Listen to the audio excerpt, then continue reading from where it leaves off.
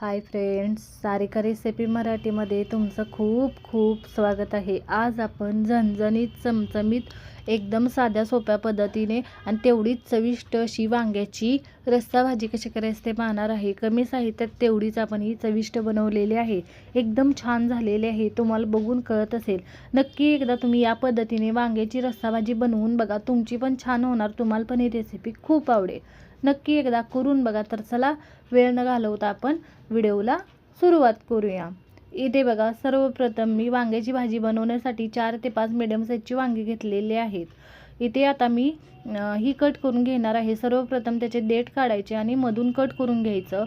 इथे आपण चेक करायचं कीड वगैरे लागले का ते चेक करायचं आणि मी या पद्धतीने कट करते। तुम्ही हव्या त्या आकारामध्ये कट करून घेऊ शकता।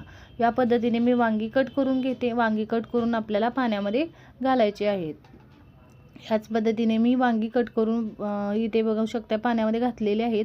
बघा, या पद्धतीने किडकं वगैरे बघून घ्यायचं आणि काढून टाकायचं आणि नंतर आपण कट करून घ्यायची। चेक करून नंतरच कट करायची। या पद्धतीने वांगी कट करून मी पाण्यामध्ये ठेवलेली आहेत।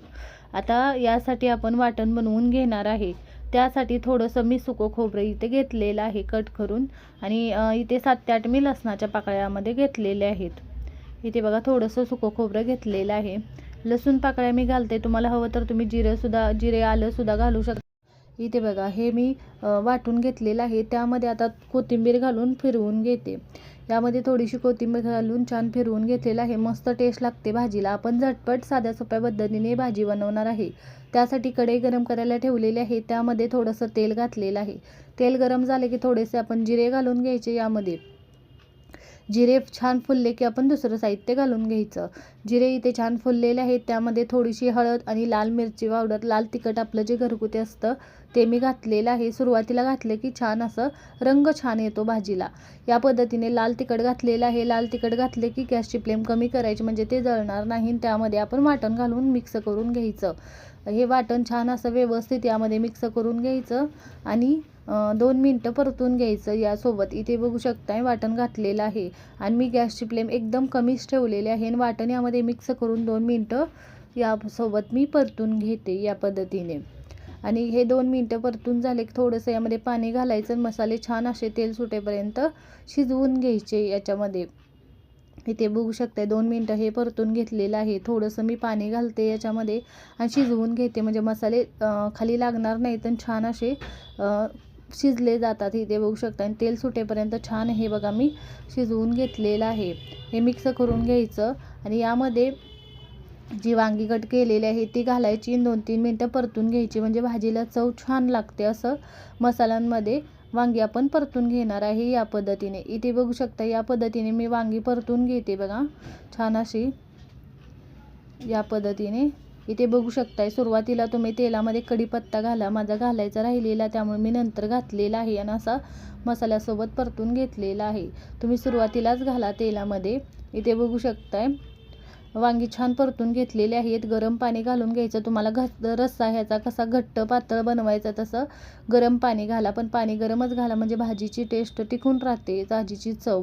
इथे बघा या पद्धतीने मी गरम पाणी घातलेलं आहे। यामध्ये चवीनुसार मीठ घालायचं आणि मिक्स करून घ्यायचं आणि छान उकळी काढून घ्यायची आहे। इथे बघू शकताय यामध्ये मीठ घालून मी मिक्स करून घेतलेलं आहे। छान उकळी यायला लागलेली आहे। यामध्ये भाजलेल्या शेंगदाण्याचं कूट घालून घेते। तुमच्या आवडीनुसार तुम्ही भाजलेल्या शेंगदाण्याचं कूट घाला। मी अंदाजे अर्धी वाटी घातलेला आहे। इथे बघू शकताय भाजलेल्या शेंगदाण्याचं मी कूट घालून घेतलेलं आहे आणि मिक्स करून घ्यायचं आणि झाकण ठेवून ही भाजी 7 ते 8 मिनटं आपल्याला एकदम लो फ्लेम करायची, छान शिजवून घ्यायची आहे। इथे बघू शकता लो फ्लेमवर मी छान असं याला शिजवून घेतलेलं आहे बघा। 7 ते 8 मिनटानंतर आपण चेक करायचं आहे।